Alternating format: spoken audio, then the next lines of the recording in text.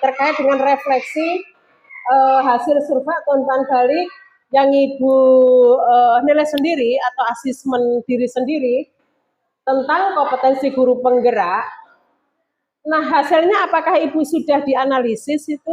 Sudah Bu, alhamdulillah sudah saya analisis. Ini hasil asesmen mandiri saya. Sudah. Coba lihat Bu.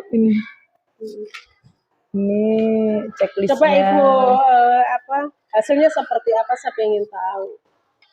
Ini sudah saya hitung persentasenya juga Bu. Jadi dari semua poin-poin yang ada pada kompetensi guru penggerak itu, kesimpulannya adalah ada kompetensi yang memang sangat perlu untuk ditingkatkan Bu, yaitu pada kompetensi kepemimpinan pengembangan sekolah.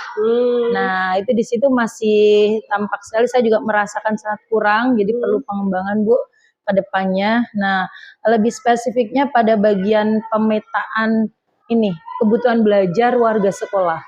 Di sini selama ini baru saya lakukan pemetaan untuk kelas saya sendiri Bu. Iya, jadi karena memang luar biasa ya tugasnya itu banyak sekali ya Bu. Saya belum sempat untuk memetakan keseluruhan dari kelas 1 sampai kelas 6 kebutuhan belajar siswa di sini. Jadi baru sebatas di kelas 5. Oh iya. Ya gitu Bu. Iya. Oke, berarti kan itu artinya Ibu sudah bagus, sudah istilahnya ya, mengambil tindakan dari hasil analisis survei yang mandiri ini. Ibu merasa kekurangannya di mana? Setelah itu kan Ibu lakukan, tapi khusus hanya untuk kelas sendiri. Nah, selanjutnya nanti kan dari sini kan bisa untuk sharing kepada teman-temannya yang ada di yang mengajar ke kelas lain. Itu besar ya. Iya, siap Ibu. Ini saya juga sudah mendapatkan umpan balik Ibu dari kepala sekolah terkait dengan kompetensi guru penggerak gitu ya. Nah, ini alhamdulillah sudah saya analisis juga Ibu. Ya, terkait umpan balik dari teman sejawat. Itu yang penilaian teman sejawat, apa yang kurang? Nah, ini ada 5 orang rekan sejawat Ibu yang saya mintakan umpan baliknya. Jadi sudah saya analisis juga, ternyata di sini hasil analisisnya, sebentar Bu, saya lihat ya Bu. Nah, selanjutnya bagaimana penilaian siswa terhadap Bu Sari? Nah, setelah dianalisis itu seperti apa? Dan apa yang merasa anak itu setelah dianalisis itu kurang yang perlu Ibu tingkatkan nanti ke depan? Baik. Terkait dengan apa rencana Bu Sari ke depannya? Apa rencana Bu Sari ke depannya untuk mengasah kompetensi yang sudah dimiliki ini sebagai guru penggerak itu loh? Baik, terima kasih Bu.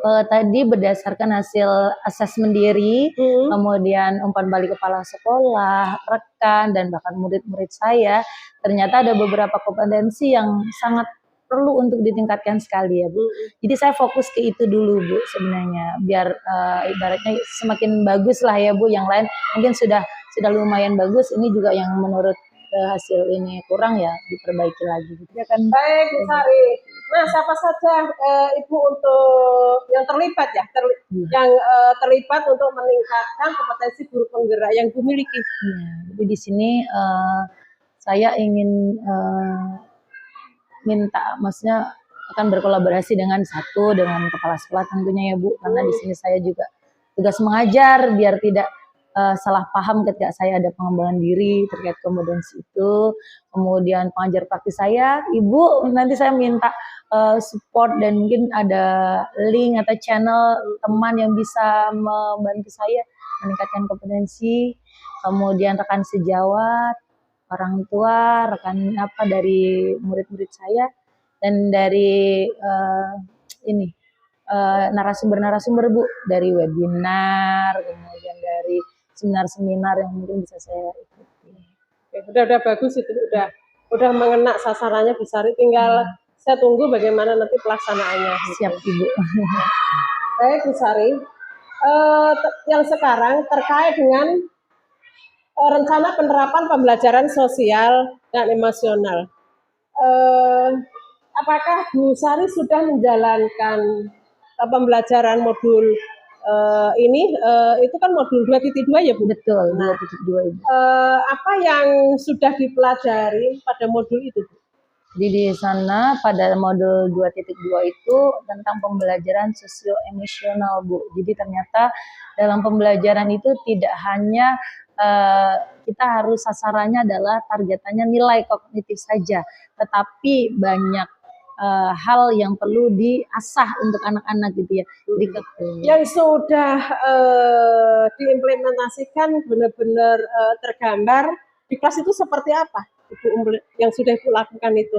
Jadi di kelas saya itu Bu, namanya tadinya anak-anak usia SD apalagi ya Bu, untuk menyampaikan pendapat di depan orang itu susah sekali Bu, gitu. Jadi di sini saya mengembangkan bagaimana anak-anak itu berani menyampaikan pendapatnya. Nah itu.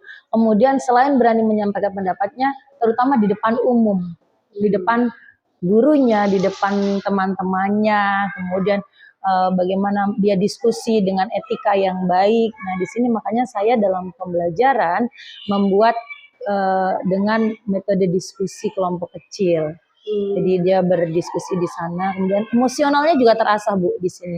Karena mungkin dari 5 orang ini ada yang punya karakternya menang sendiri. Saya pendapatnya harus diterima gitu.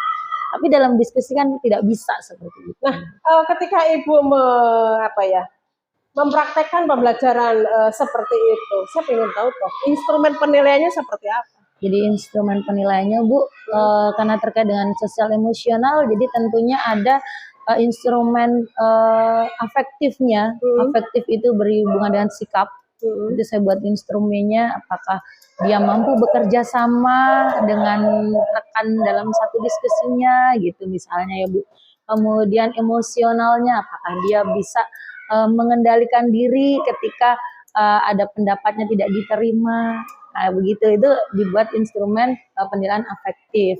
Kemudian selain di afektif, saya juga ambil nilai di sikap di keterampilan, di nilai keterampilan atau psikomotornya. Nah, itu bisa anak SD dilakukan seperti itu? Insya Allah bisa Bu, karena tapi juga memang bukan hal yang mudah ya Bu, namanya memang benar-benar dari awal gitu. Jadi kita juga memang harus membiasakan Bu, karena kan keterampilan abad 21 ini kan 4C itu ya anak-anak harus mampu berkomunikasi. Terus gimana respon dari anak sendiri itu? Anak-anak itu tadinya malu-malu ya Bu, malu untuk menyampaikan pendapat aja malu, untuk diskusi diam saja gitu kan.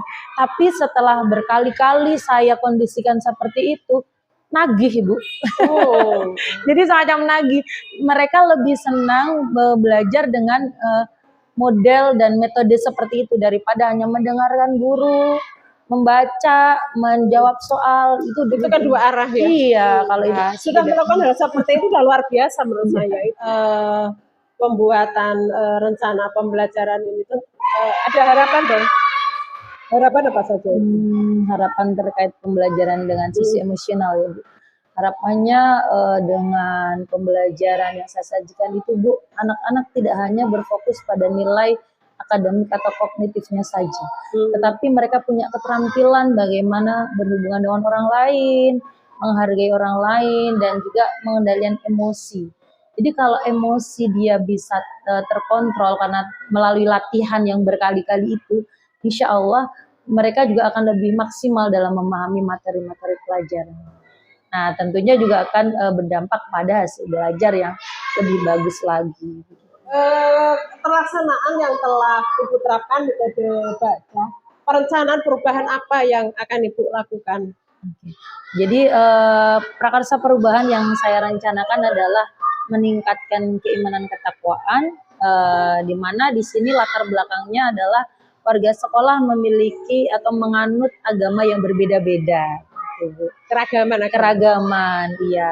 Jadi agar tercipta toleransi juga, kemudian keimanan ketakwaan juga meningkat meskipun di sini berbeda-beda agamanya. Memperoleh hasil sesuai dengan visi Ibu sebagai guru penggerak? Alhamdulillah Bu, tercapai sesuai gitu ya dengan yang direncanakan, karena memang saya sudah kaji dulu latar belakangnya, kemudian merencanakan sedemikian rupa. Selain itu juga saya sebenarnya tidak bisa melaksanakan sendiri ya Bu, tapi saya ada kompetensi juga yang harus kita berkolaborasi. Maka saya membangun kolaborasinya. Alhamdulillah tercapai Bu. Ini kita tadi sudah diskusi nih. Iya. Nah sekarang saya minta Bu Sari untuk merefleksi. Untuk merefleksi, yang pertama, apa hal yang menarik Bu Sari dapatkan setelah pendampingan hari ini? Jadi senang sekali, ini adalah pendampingan ketiga ya Bu ya. Senang sekali Bu Budi masih dengan sabar dan penuh semangat mendampingi saya sebagai CGP.